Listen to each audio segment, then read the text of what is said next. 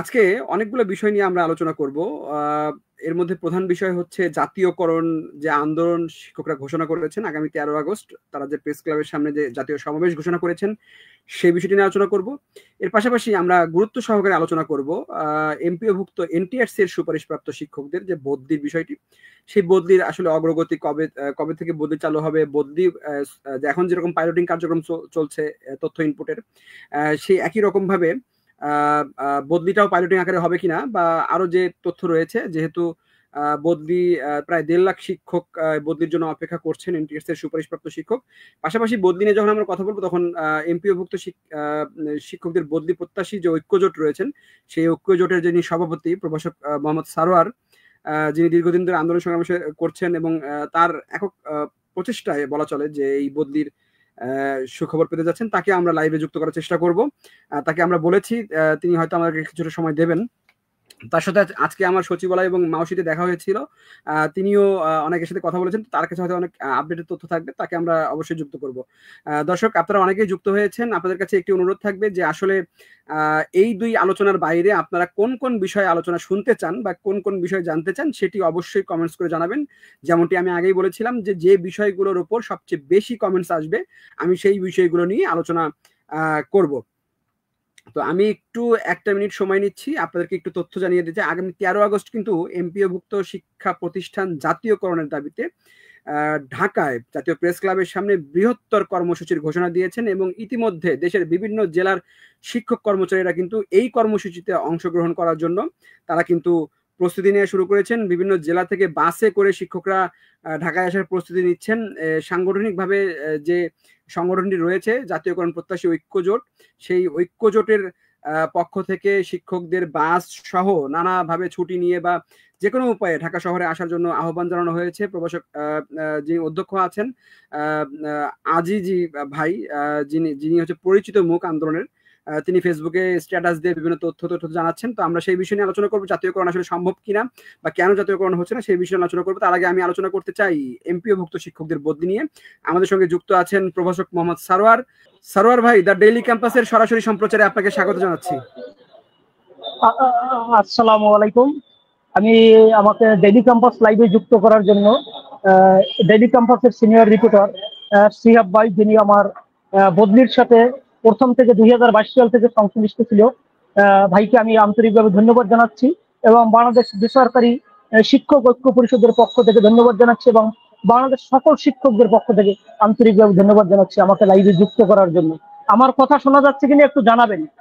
জি সারোয়ার ভাই, আপনার কথা খুব সুন্দরভাবে শোনা যাচ্ছে এবং আপনার ছবিও আমার থেকেও খুব স্পষ্ট আপনাকে দেখা যাচ্ছে, পরিবেশটা অনেক সুন্দর। সারোয়ার ভাই, আমি দেরি করতে চাই না, অনেক শিক্ষক যুক্ত হয়েছেন। প্রথমে জানতে চাই, আজকে আপনার সঙ্গে আমার সচিবালয়ে দেখা হয়েছিল, আপনি অতিরিক্ত সচিব মিজানুর রহমানের সঙ্গে দেখা করেছেন। খুব সম্ভবত আপনি বদলির যে 3.16 ধারা অর্থাৎ 16 ধারা, যেটি নিয়ে অনেক শিক্ষকের আপত্তি রয়েছে, যে একটি প্রতিষ্ঠান থেকে 3 জন শিক্ষকের বদলির একটা দাবি উঠেছে এবং একাধিকবার বদলি যে বিষয়টি রয়েছে, 3.6 ধারা নিয়ে আসলে অতিরিক্ত সচিবের সঙ্গে আপনার কি কথা হয়েছে? তিনি কি শিহাব ভাই, আপনার কথা ক্লিয়ার বাড়ি দিচ্ছে, বাড়ি ক্লিয়ার, কথা ক্লিয়ার আসছে না, আপনার কথা বাড়ি দিচ্ছে নেটে। আমার কথা ক্লিয়ার শুনছেন কিনা একটু জানাবেন। আমার কথা সারোয়ার ভাই, আপনার কথা আমি শুনছি, আপনি কি আমার কথা শুনতে পাচ্ছেন? আপনার কথা বাজে, বাড়ি দিচ্ছে, নেটে বাড়ি দিচ্ছে, ক্লিয়ার আসছে না। আমি বদলি প্রত্যাশী সকল শিক্ষকদের জানাতে চাচ্ছি, আজকে আমি শিক্ষা মন্ত্রণালয় বদলির আপডেট তথ্য কোন পর্যায়ে আছে, বদলিটা কবে চালু এবং 3.16 ধারা এই বিষয়গুলো নিয়ে মাউসি, আপনারা ইতিপূর্বে একটা ভিডিও দেখেছেন, মাধ্যমিক উচ্চ মাধ্যমিক শিক্ষা অধিদপ্তরের মহাপরিচালক মুসলিম উদ্দিন স্যার, ওনার একটা লাইভ দেখেছেন আপনারা ইতিপূর্বে। আর তার পূর্বে আমি শিক্ষা মন্ত্রণালয় অতিরিক্ত সচিব মিজানুর রহমান স্যারের সাথে কথা বলেছি। আপনারা অনেকেই জানতে চেয়েছেন আমাদের যে বদলিটা চালু করেছে, এই বদলিটা যথাসময়ে আমাদের চালু হবে। আমি সকল শিক্ষকদের অতি আনন্দের সাথে জানাচ্ছি আমাদের স্কুল কলেজের বদলি যথাসময়ে চালু হবে। কিন্তু দুঃখের বিষয় হচ্ছে মাদ্রাসা এবং কারিগরির বদলিটা 1 থেকে 2 মাস, অতএব নভেম্বরে বদলিটা চালু হবে। ওনারা সফটওয়্যার তৈরির কাজ চলমান, ওনারা কাজ করছেন এবং 3.16 ধারা মিজানুর রহমান সাহেব উনি আশ্বস্ত করেছেন যে এটা চেঞ্জ করব, আমরা দেখি ওনারা অতি শীঘ্রই এটি নিয়ে বসবেন এবং চিন্তা ভাবনা করছেন যে 3.16 পরিবর্তন করে মিনিমাম কমপক্ষে 2 জন শিক্ষককে অন্তর্ভুক্ত করা যায় কিনা। জি শিহাব ভাই, আর আমাদের বদলিটা আপনি 3.16 ধারা নিয়ে বলছিলেন, এখন একটু জানতে চাই এই যে এখন যে তথ্য ইনপুটের যে পাইলটিং কার্যক্রম চলছে, আসলে আপনার কাছে কি তথ্য আছে? বদলিটা কি এরকম পাইলটিং কার্যক্রম দিয়ে শুরু হবে নাকি সামগ্রিকভাবে সকল শিক্ষক একসঙ্গে বদলির সুযোগ পাবেন? সারার ভাই। জি ধন্যবাদ, আমি শিহাব ভাইকে ধন্যবাদ জানাচ্ছি। আবারও আমাকে সুন্দর একটা প্রশ্ন করেছেন, সাধারণ শিক্ষকদের প্রশ্ন শিহাব ভাই করেছেন। এই প্রশ্নটা আমাকে অনেক শিক্ষক করেছেন। বদলিটা আমরা কখনোই পাইলটিং চাইনি, আমরা চাচ্ছি যে সকল শিক্ষক, অনেক শিক্ষক আছে দূর দূরান্তে কষ্ট করে, যদি পাইলটিং করে বদলিটা চালু হয় কিছু শিক্ষক সুবিধা পাবেন। এক্ষেত্রে মনে করেন যারা আমরা সামনে থেকে নেতৃত্ব দিছি আমরাও পেতে পারি, বা কিছু শিক্ষক কিছু প্রতিষ্ঠানে, এটা আমরা চাই না। আমরা প্রথম থেকেই বলে আসছি সকল শিক্ষক যাতে বদলির আওতায় আসে। আর আজকে ইনশিওর করছে মুসলিম উদ্দিন স্যারের সাথে কথা বলছি এবং অতিরিক্ত সচিব মহোদয় কথা বলেছেন যে বদলিটা কখনোই পাইলটিং হবে না। তবে এখন যে আপনার ইনপুট তথ্য দিচ্ছে এটা জাস্ট আর কি ডাটাবেস দেখার জন্য যে সফটওয়্যারটা ঠিক আছে কিনা, এইটা কিছু প্রতিষ্ঠান থেকে তথ্য নিচ্ছে। বদলিটা সকল শিক্ষক সুযোগ পাবেন। জি সালাম ভাই, আপনাকে ধন্যবাদ। আমি আরেকটু জানতে চাই এই যে মাদ্রাসার শিক্ষকরাও কি একসঙ্গে বদলির সুযোগ পাবেন নাকি তারা হচ্ছে পরবর্তীতে তাদেরকে আলাদাভাবে বদলির সুযোগ দেওয়া হবে? সারার ভাই, আপনি একটু স্থির থেকে যদি কথা বলতেন আমাদের দর্শকদের সুবিধা হতো আর কি। জি জি, ওই নেট সমস্যা, আমি একটু বলছি। যে ধন্যবাদ জানাচ্ছি। আমি শিহাব ভাই একটা সুন্দর প্রশ্ন করেছেন যে স্কুল কলেজের বদলিটা যথাসময়ে চালু হলেও মাদ্রাসা এবং কারিগরি শিক্ষকদের বদলিটা কি একই সময় শুরু হবে কিনা, তাই না? এটা করেছেন। জি ধন্যবাদ জানাচ্ছি। আমি সুন্দর প্রশ্ন করেছেন ডেইলি ক্যাম্পাসের সিনিয়র রিপোর্টার শিহাব ভাইকে। এটা আসলে আমাদের শিক্ষকদের একটা কথা যে একত্রে আমরা দীর্ঘদিন আন্দোলন সংগ্রাম করেছি মাদ্রাসা কারিগরি স্কুল কলেজের শিক্ষকরা। স্কুল কলেজের বদলিটা শুরু হচ্ছে, সফটওয়্যার রেডি হচ্ছে, মাদ্রাসা এবং কারিগরি শিক্ষকদের বদলিটা কোন পর্যায়ে রয়েছে। আসলে দেখেন, আজকে আমি কথা বলেছি মাদ্রাসার কবিরুল ইসলাম স্যারের সাথে, সচিব মহোদয়ের সাথে। উনি বলেছেন যে ওনাদের বাজেট ছিল না, বাজেট না থাকার কারণে এই জুলাইতে বাজেট দিয়েছেন। এই বাজেট থেকে ওনারা এখন অধিদপ্তর, আমি ওখানে যাওয়ার পর মাদ্রাসা অধিদপ্তরের মহাপরিচালক স্যারের সাথে কথা বলছেন। ওনারা এই জানেন একটা সফটওয়্যার তৈরি হইতে গেলে টেন্ডারটা, এই সফটওয়্যার প্রস্তুতির জন্য এইটা লাইভে উঠায় আর কি, টেন্ডার এলটিএম বা ওটিএম টেন্ডারের মাধ্যমে এই টেন্ডার প্রসেস করছে ওনারা। খুব শীঘ্রই হয়তোবা আপনার এবছর একাত্তরে শুরু করা সম্ভব না, এই মাদ্রাসা এবং কারিগরি শিক্ষকদের বদলিটা নভেম্বরে শুরু হবে, ওনারা এটাই জানিয়েছেন। যে কারণ ওনাদের সফটওয়্যারের কাজ চলমান, প্রস্তুতি প্রাথমিক পর্যায়ে। স্কুল কলেজ তো অক্টোবর, এবং যদি নভেম্বরেও হয় তাও তো শিক্ষকরা আসলে কিছুটা রিলিফ পান। এবং আসলে কি নভেম্বরে হওয়া সম্ভব, যেহেতু তারা এখন পর্যন্ত কোনো কার্যক্রম, শুধুমাত্র একটি পরিপত্র তৈরি করেছেন, বাট পরবর্তী কিন্তু কোনো কার্যক্রম তারা কিন্তু এখন পর্যন্ত করেননি। জি, ওনারা মাউসিতে কথা বলেছে, আমার কাছে বসে সচিব মহোদয় কথা বলেছেন। ওনারা বলছে খুব দ্রুত, কারণ 14 দিন একটা এলটিএম টেন্ডার দেয়, মিনিমাম 14 দিন। ওই 14 দিন পরে ওনাদের বলছে যে আমাদের 1 মাস সময় লাগবে এই সফটওয়্যারটা তৈরি করতে। কারণ আপনার এই যে স্কুল কলেজের মাউসির যে সফটওয়্যারটা যেভাবে তৈরি করছে, স্কুল কলেজের সফটওয়্যারটা তৈরি করতে এভাবেই তৈরি করবে। ওনারা এটাই জানিয়েছেন যে হাইয়েস্ট 1 মাস। তো ওনারা এতটুকু আশাবাদী আমাদের সাথে ব্যক্ত করেছেন যে নভেম্বরে ইনশাল্লাহ আমরা বদলি চালু করতে পারবো। আসলে আমাদেরও ধারণা যে এমনটাই জানিয়েছেন। শিক্ষক সংখ্যা তো কম, স্কুল কলেজে তো 4.25 লাখের বেশি শিক্ষক কর্মচারী, দুঃখিত 1.5 লাখ শিক্ষক, 1.5 লাখ যে শিক্ষক রয়েছেন এনটিএস এর সুপারিশ প্রাপ্ত, তাদের মধ্যে তো মাদ্রাসার শিক্ষকের সংখ্যা তো মনে হয় তুলনামূলক কম হবে, কারিগরিতে তো আরো কম। আমরাও আশা করবো যে তাদের হয়তো বদলি সফটওয়্যারটি তৈরি করতে খুব বেশি সময় লাগার কথা না। আর যেহেতু ধন্যবাদ, এই সফটওয়্যারটি ডেভেলপ করলে তো তারা বদলির প্রক্রিয়া সম্ভব। তো আশা করছি যে আপনার কথা অনুযায়ী হয়তো নভেম্বরে মাদ্রাসা শিক্ষকরা বদলির সুযোগ পাবেন। সরোয়ার ভাই। জি ধন্যবাদ। আপনার সাথে আমার সাথে দেখা হয়েছে মিনিস্ট্রিতে, তারপর আবার আমি মাউসিতে গেছি, তখন এজন্যই আমাকে লাইভে নিয়ে আসছেন। এজন্য আপনাকে দেখেন এই বদলি সংক্রান্ত বা আদারওয়াইজ যেগুলো সঠিক তথ্য দেওয়ার চেষ্টা করি, কারণ আমার সাধারণ শিক্ষকরা কিন্তু বদলি প্রত্যাশী শিক্ষক সহ সারা বাংলাদেশের শিক্ষকরা আমার দিক তাকিয়েছেন, চেষ্টা করি সঠিক তথ্য দেওয়ার।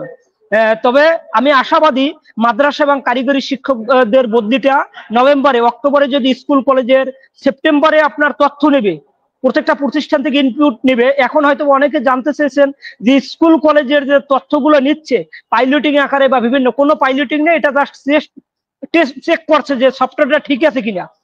হ্যাঁ, আমি এর আগে একটা লাইভ দিয়েছি আপনার সহকারী পরিচালক মুসলিম স্যারের, ওইটা শুনলে হয়তো বা শিএফ ভাই শুনেছেন কিনা আমি জানি না, ওইটা শুনলে আপনি প্রশ্নের অ্যান্সার পেয়ে যাবেন।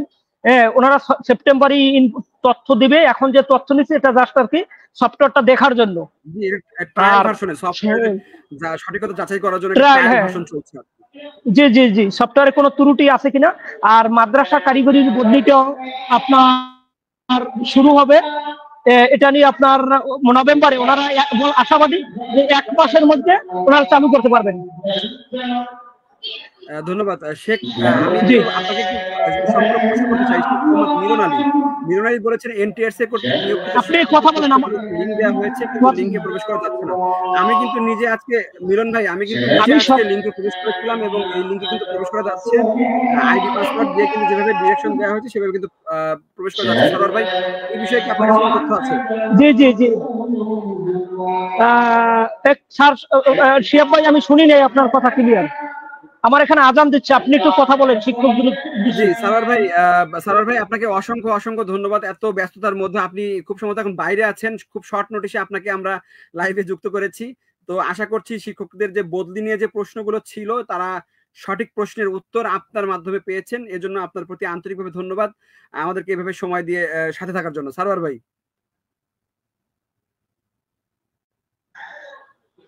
আমি সাধারণ শিক্ষকদের উদ্দেশ্যে আবারও একটু কথা বলতে চাচ্ছি যে বদলি প্রত্যাশী যে সকল শিক্ষকরা দূর দূরান্তে আছেন এবং নারী শিক্ষক দেখেন, আপনারা হয়তো বা অনেকেই হতাশ যে 3.16 ধারাটা পরিবর্তন হবে কিনা।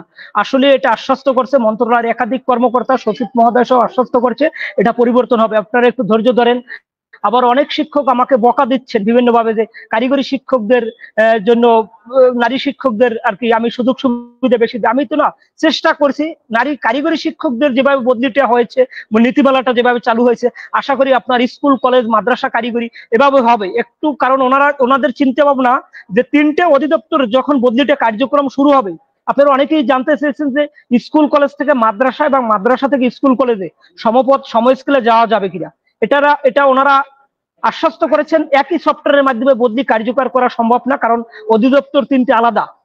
তবে ইন্ডেক্স ট্রান্সফারিং এর মাধ্যমে সমপদ সমস্কেলে আসার জন্য ওনারা আশাবাদী এবং ওনারা চিন্তা ভাবনা করছেন যে এটা করবে। আর বদলি প্রত্যাশী শিক্ষক এনটিআরসি শিক্ষক ছাড়া আরেকটু কথা বলি, এনটিআরসি শিক্ষক ছাড়া সনদদারি এবং যাদের সনদবিহীন এদেরও বদলির আওতায় নিয়ে আসার জন্য চেষ্টা করছে এবং আমরাও চেষ্টা করছি যাতে আমার দূর দূরান্তে যে সকল বদলি প্রত্যাশী শিক্ষকরা আছে সাধারণ এমপিভুক্ত শিক্ষকদের নিয়ে আসা যায় কিনা এটি নিয়ে আমরা কথা বলছি। আমরাও চাই যে আমার দূর দূরান্ত অনেক শিক্ষক আছেন সনদবিহীন সনদদারি, এরাও বদলির আওতায় আসুন, কিন্তু ওনারা ব্যক্ত করেছেন প্রথমবার বদলিটা চালু হোক, চালু হওয়ার পরে সকল শিক্ষককে একত্রিত, সকল শিক্ষককে বদলির আওতায় নিয়ে আসবে এবং সমপদ সমস্কেলে ইন্ডেক্স ট্রান্সফারিং এর মাধ্যমে যাওয়া যাবে। জি ধন্যবাদ। প্রভাষক মোহাম্মদ সারোয়ার ভাই, আপনাকে অসংখ্য ধন্যবাদ আমাদের সঙ্গে যুক্ত হওয়ার জন্য। আমরা পরবর্তীতে আরো কোনো সময় আরো বিস্তারিত আলোচনা করব এবং আমরা আশা করছি এই দ্রুত সময়ের মধ্যে যে নীতিমালা যেভাবে বলা আছে সেপ্টেম্বর থেকে বদলির কার্যক্রম শুরু হবে, ঠিক সেই নির্ধারিত সময় অনুযায়ী যেন শিক্ষকদের বদলি প্রক্রিয়াটি শুরু হয়, সেই প্রত্যাশা রেখে আপনাকে আজকের মতো বিদায় দিচ্ছি। আপনি ভালো থাকবেন। আপনাকে অসংখ্য ধন্যবাদ আমাদের সঙ্গে যুক্ত হওয়ার জন্য। সারোয়ার ভাই, জি আমি এক মিনিট সাধারণ সকল শিক্ষকদের উদ্দেশ্যে কথা বলতে চাচ্ছি। আমার প্রাণপ্রিয় সহযোদ্ধা এবং বদলি প্রত্যাশী শিক্ষকরা, আপনারা সকলেই ধৈর্য ধারণ করেন। আপনাদের পাইলটিং আকারে কোনো বদলি হবে না, আপনারা সকল শিক্ষক বদলির আওতায় আসবেন। আপনারা অনেক শিক্ষক আমাকে ফোন দিচ্ছেন, আমি দুঃখের সাথে দুঃখ প্রকাশ করছি আমি যে আমি ফোন ধরতে পারি না ব্যস্ততার কারণে। আপনারা সকলে বদলির আওতায় আসবেন এবং সকলের জন্য আমরা দোয়া করি। আর আমাদের কিছু যেমন আর্থিক সুবিধা বাড়তে আছে, বাড়ি ভাড়া, চিকিৎসা ভাতা, এগুলো বাড়ার জন্য আশ্বস্ত বোধ করছেন। শিক্ষা মন্ত্রণালয় থেকে অলরেডি ডিউ লেটার প্রস্তুত করেছে যাতে আমাদের বাড়ি ভাড়া, আপনারা জানেন 1000 টাকা পাইতাম, আমরা 2000 টাকা পাবেন। এটা কিন্তু আমরা আবার চিকিৎসা ভাতা আমরা 500 টাকা পাই, 1000 টাকা পাবো, এইটা মন্ত্রণালয় থেকে বলেছেন। কিন্তু আমরা চাচ্ছি পার্সেন্টেজ আকারে, আমি আবারও লাইভের মাধ্যমে আপনার জানাচ্ছি, 13 তারিখ যে আমাদের যে বা যারা যে সংগঠন প্রোগ্রামের ডাক দিয়েছে, আমাদের বাংলাদেশ শিক্ষক ঐক্য পরিষদ থেকে সমর্থন জানাচ্ছি এবং সকল শিক্ষকদের আসার জন্য অনুরোধ করছি। আমার লাইভের মাধ্যমে আমি 13 তারিখের আন্দোলনকে সফল করার জন্য অনুরোধ করছি। কে দিছি এটা জানার বিষয় না, আমরা শিক্ষকদের অধিকারের জন্য আমরা মাঠে নামবো। জি ধন্যবাদ। আসসালামু আলাইকুম ওয়া রাহমাতুল্লাহি ওয়া বারাকাতুহু। ভালো থাকবেন। দর্শক, বদলি নিয়ে যে সকল জিজ্ঞাসা ছিল, আশা করছি আপনারা সব প্রশ্নের উত্তর পেয়ে গেছেন। এরপরেও যদি বদলি নিয়ে যদি আরো কিছু জানার থাকে অনুগ্রহপূর্বক কমেন্টস করে জানাবেন, অথবা ডেইলি ক্যাম্পাসের ফেসবুক পেজ রয়েছে, ইমেল অ্যাড্রেস রয়েছে, সেখানে আপনারা মেইল করতে পারেন বা ফেসবুক পেজে আপনারা মেসেজ করতে পারেন। এখন আমি একটু কমেন্টস গুলো নিতে চাই। অসংখ্য শিক্ষক আমাদের সাথে যুক্ত হয়ে কমেন্টস করেছেন, এর মধ্যে অধিকাংশ কমেন্টসই এসেছে 18তম শিক্ষক নিবন্ধনধারীদের নিয়ে। এরপরে আরো বেশি কমেন্টস এসেছে বাড়ি ভাড়া এই নিয়ে, বিএড স্কেল নিয়ে কিছু প্রশ্ন এসেছে। এর বাইরে আর কোনো বেশি প্রশ্ন আসেনি। তো আমি হচ্ছে জাতীয়করণ নিয়ে আলোচনা করব। জাতীয়করণ নিয়ে আলোচনা করার পরবর্তীতে আমরা হচ্ছে 18তম শিক্ষক নিবন্ধন এবং পাশাপাশি দুঃখিত, ষষ্ঠ গণবিজ্ঞপ্তি যে সুপারিশ সেটি এবং বাড়ি ভাড়া চিকিৎসা ভাতা, এই দুটি বিষয় নিয়ে আলোচনা করব। তো জাতীয়করণ নিয়ে যে বিষয়টি আমাদের কাছে সবশেষ তথ্য আছে সেটি হচ্ছে আগামী 13 আগস্ট শিক্ষকরা জাতীয়করণের দাবিতে আন্দোলনে নামছেন। যদিও সাবেক শিক্ষা উপদেষ্টা ডক্টর ওয়াহিদুদ্দিন মাহমুদ কিন্তু বলেছিলেন যে ধাপে ধাপে শিক্ষকদের যে এমপিওভুক্ত শিক্ষা প্রতিষ্ঠানগুলো রয়েছে সেগুলো জাতীয়করণের আওতায় নিয়ে আসা হবে, এরকম একটি আশার বাণী শুনিয়েছিলেন। বাড়ি ভাড়া চিকিৎসা ভাতা বৃদ্ধির কথা বলেছিলেন, তবে কোনো শুধুমাত্র বেতন বৃদ্ধি ছাড়া কোনো কিছুই আসলে বাস্তবায়ন হয়নি। সেই ক্ষোভ থেকেই মূলত শিক্ষকরা 13 আগস্ট একটি চূড়ান্ত আন্দোলনের ঘোষণা দিয়েছেন এবং আমাদের কাছে যে প্রাপ্ত তথ্য সেই তথ্য অনুযায়ী অসংখ্য শিক্ষক দেশের বিভিন্ন প্রান্ত থেকে এই আন্দোলন কর্মসূচি যুক্ত হবেন। সত্যিকার অর্থে যে শিক্ষকদের যে বেতন কাঠামো কিংবা শিক্ষকদের যে বর্তমান বেসরকারি শিক্ষকদের যে বেতন ভাতা সেটি আসলে খুবই নগণ্য। বিষয়টি নিয়ে আমরা সংবাদ প্রকাশ করেছিলাম স্বতন্ত্র বেতন কাঠামো নিয়ে, এবং জাতীয় নাগরিক পার্টির যে ইশতেহার সেই ইশতেহারে কিন্তু শিক্ষকদের যে স্বতন্ত্র বেতন কাঠামো সেই বেতন কাঠামোর বিষয়টি কিন্তু উঠে এসেছে। পাশাপাশি জাতীয়করণের যে বিষয়টি সেটিও কিন্তু উঠে এসেছে। তো শিক্ষকরা যদি বলছেন যে রাজনৈতিক দলের নেতৃবৃন্দ বা শীর্ষ স্থানীয় যারা নেত্রী রয়েছেন তারা প্রত্যেকটি নির্বাচনের আগেই তারা হচ্ছে জাতীয়করণ সহ এমপিওভুক্ত শিক্ষকদের নানা প্রলোভন বা নানা প্রতিশ্রুতি দিয়ে থাকেন, তবে সেই প্রতিশ্রুতিগুলো কখনো তারা বাস্তবায়ন করেন না। শিক্ষকরা আজীবন অবহেলিত, শিক্ষকরা আজীবন অবহেলার শিকার হয়ে থাকছেন। অথচ এই শিক্ষকরা, আমি আবারও বলছি, অথচ এই শিক্ষকরাই আমাদের জাতি গড়ার কারিগর, যার মাধ্যমে আমি আমার মতো নগণ্য একজন মানুষ যিনি স্কুলে গণ্ডি পেরিয়ে কলেজে ভর্তি হয়ে বিশ্ববিদ্যালয়ে পাঠ চুকিয়েছেন, আমরা দেখেছি নিজের চোখে, আমরা যেটি দেখে এসেছি যে শিক্ষকরা আসলে একজন শিক্ষক তাকে কত রকম পরিশ্রম করতে হয়, কত রকম শ্রম দিতে হয় একজন মেধাবী শিক্ষার্থী তৈরি করতে। আজকে যারা আমলা বা দেশের প্রধানমন্ত্রী হচ্ছেন কিংবা রাষ্ট্রপতি হচ্ছেন কিংবা এই যে বড় বড় রাজনৈতিক নেতা হয়েছেন, তারা আসলে কাদের মাধ্যমে উঠে এসেছেন? তারা তো আমাদের এই যে বেসরকারি শিক্ষক যা তাদের মাধ্যমে তো তারা আজ এই পর্যন্ত এসেছেন। তারা কেন আসলে এই শিক্ষকদের যে বেতন কাঠামো বা শিক্ষকদের যে জাতীয়করণ বা শিক্ষকদের যে সুযোগ সুবিধা বৃদ্ধি সেটি নিয়ে কেন কাজ করছেন না? আসলে কাজ করছেন না দেশের যে আমলাতান্ত্রিক জটিলতা রয়েছে সেই কারণে।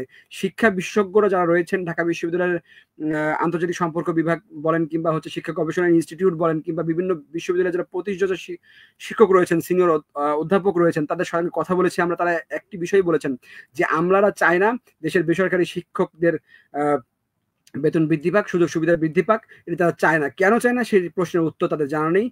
মূলত তাদের কারণেই হচ্ছে এই যে শিক্ষকদের যে বদলি বা দুঃখিত শিক্ষকদের যে সুযোগ সুবিধা বৃদ্ধি সেটি করা হচ্ছে না বলে মন্তব্য করেছেন এই শিক্ষা বিশেষজ্ঞরা। তো আমরা চাই যে এই যে অসহায় শিক্ষকরা রয়েছেন তাদের বেতন ভাতা বৃদ্ধি পাক, তাদের সুযোগ সুবিধা বৃদ্ধি পাক, এবং আমাদের মতে বা শিক্ষা বিশেষজ্ঞদের মতে দেশের সবচেয়ে বেশি সুযোগ সুবিধা পাওয়া উচিত এই শিক্ষকদেরই।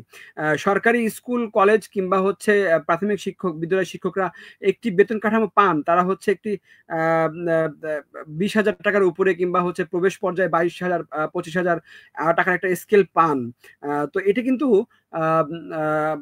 নিজ এলাকায় থেকে নিজের পরিবার বা জীবিকা নির্বাহের জন্য কিন্তু যথেষ্ট। প্রাথমিকের একজন শিক্ষক তিনি নিজ উপজেলা কিংবা নিজ জেলাতে চাকরি করেন, তো নিজ জেলাতে চাকরি করে 25,000 টাকা কিংবা 22,000 টাকা বেতন কিন্তু খুব কম না।